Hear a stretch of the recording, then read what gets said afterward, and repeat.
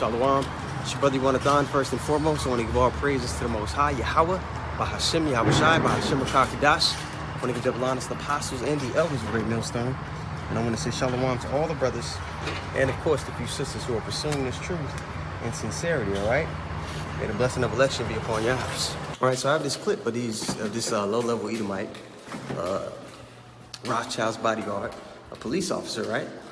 Who's disgruntled about the state of his kingdom, Babylon the Great, because you got to remember that these low-level Edomites, they're not being cut in on the plan that the elites hold for their NWO. They're not being cut in on the benefits, you see? So they're disgruntled about it, which is why you have a lot of Edomites who expose the elites for their plans, and they'll bring up information that we didn't even, know about. But the Lord will have them do that so we could line it up with the scriptures and bring edification forth. But I want to show this clip to you guys, and we're going to respond to it with the scriptures. And Lord willing, it's edifying. See the speech that Biden gave on Fox News, basically calling everybody traitors, and that traitors will be dealt with accordingly. Well, I'd like to know who wrote the speech, because they are controlling him. And we all know that's the elites, okay? Your Rothschilds, your Morgans, the DuPonts, all these different families who, sit at the top of their nation, who have been conspiring against not just Israel, but the people of the world. We're just the main adversary because he knows he has to get us out of the way for him to fulfill his enterprise, which they're not going to fulfill.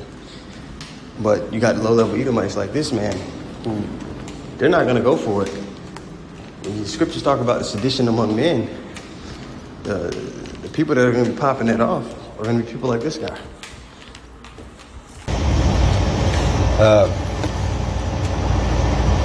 And this is to the White House doctors.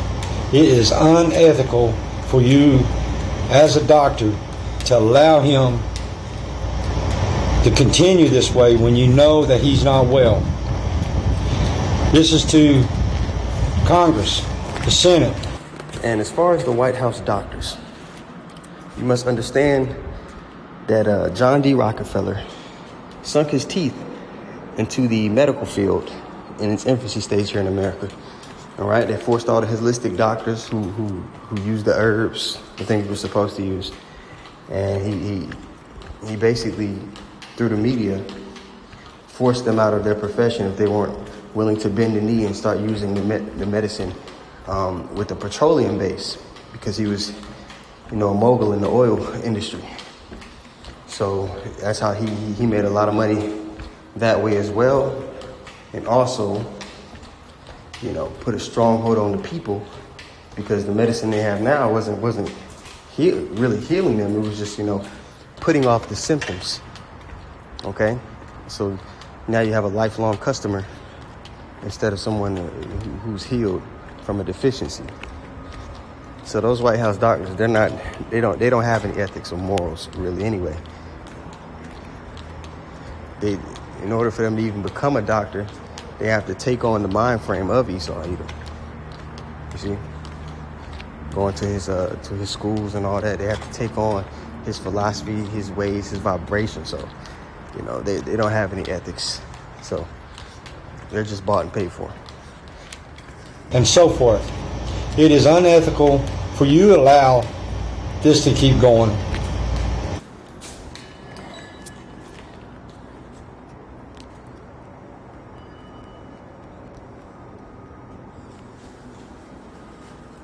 It's Job 13:4.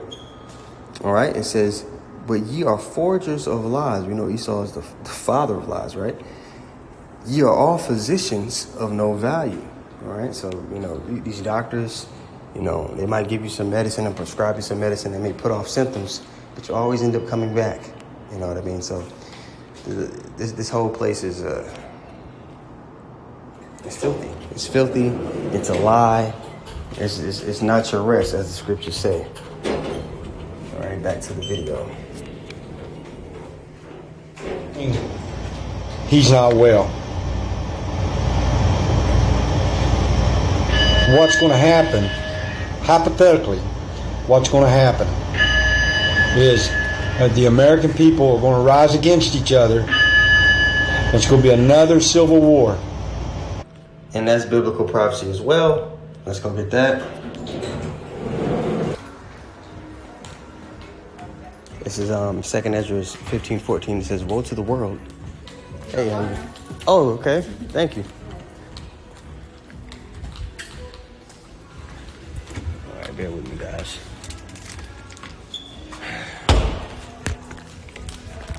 All right, so this is 2nd Ezra 15:14. It says, "Woe to the world and them that dwell therein, for the sword and their destruction draweth nigh." And this is what we're warning the people of, our people.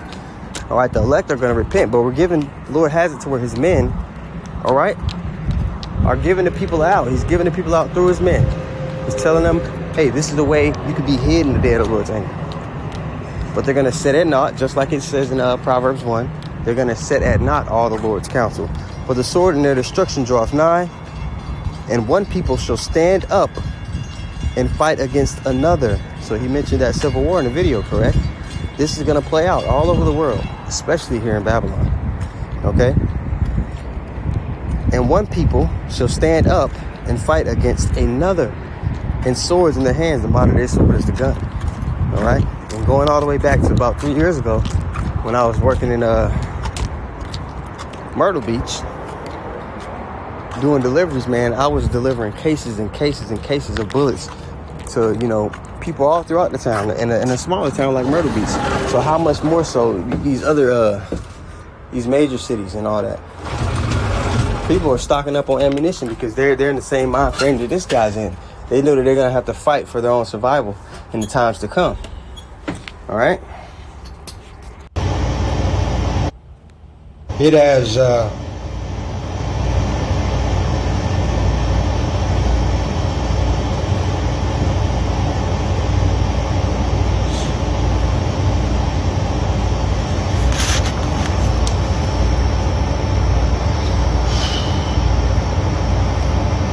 I love my country.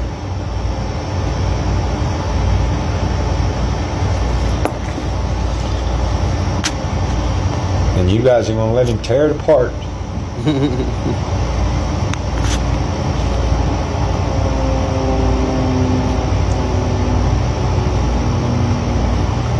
And for what?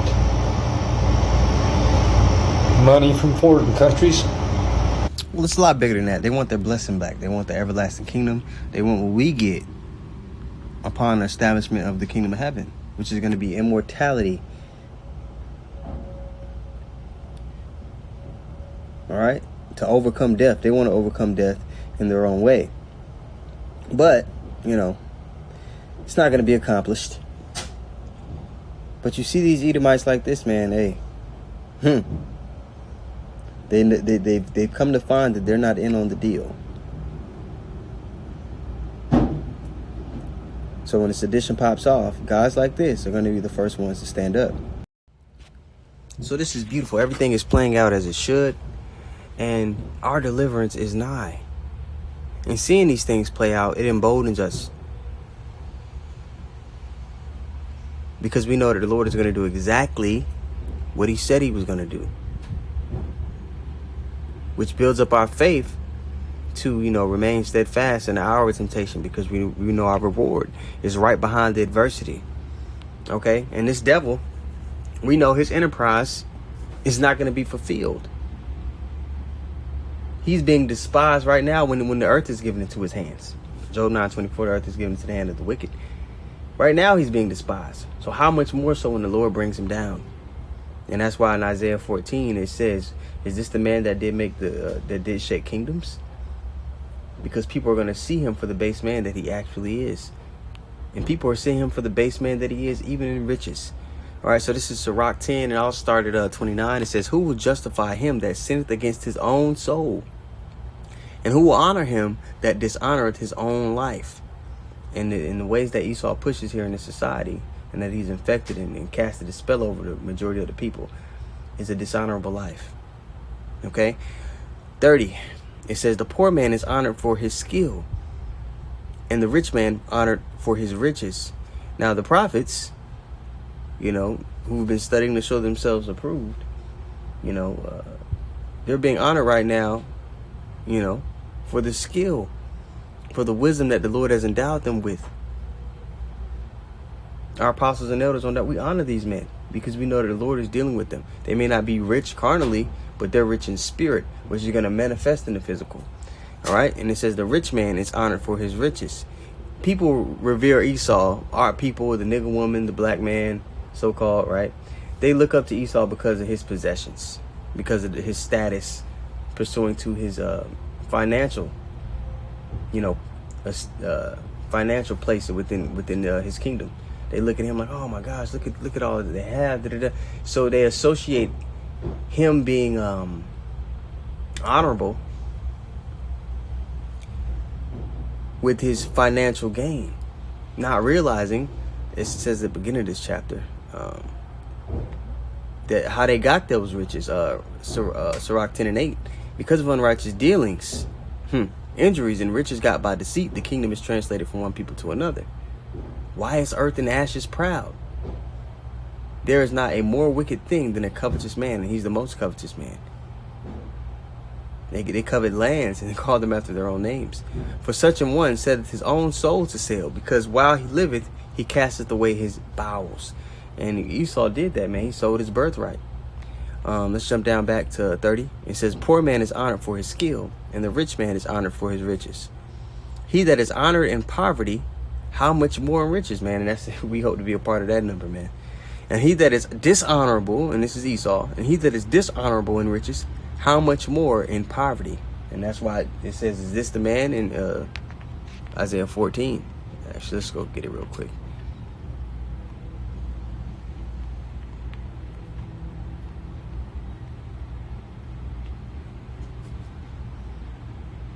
Isaiah 14:12. How art thou fallen from heaven, O Lucifer, son of the morning? How art thou cut down to the ground, which didst weaken the nations? All right. For thou hast said in thine heart, I will ascend into heaven. I will exalt my throne above the stars of God. They want to be like the Most High. They want to be above the Most High.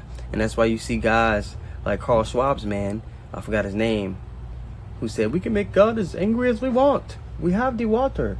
That guy. That's the vibration. That's the thought process. That's their inward thought. I will sit also upon the mount of the congregation in the sides of the north. I will ascend above the heights of the clouds. I will be like the Most High. This is their frame of mind. Yet, but this is the reality. Yet thou shalt be brought down to hell, to the sides of the pit.